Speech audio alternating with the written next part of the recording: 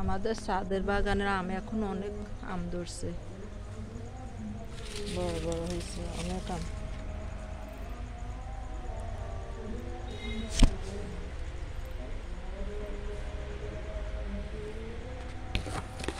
প্রায় 15-20টা আম ধরছে, অনেক ভালো লাগতেছে।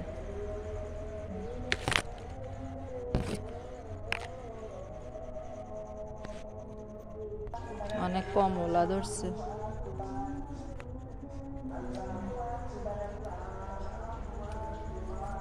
এগুলো হচ্ছে মালটা, অনেক মালটা ধরছে।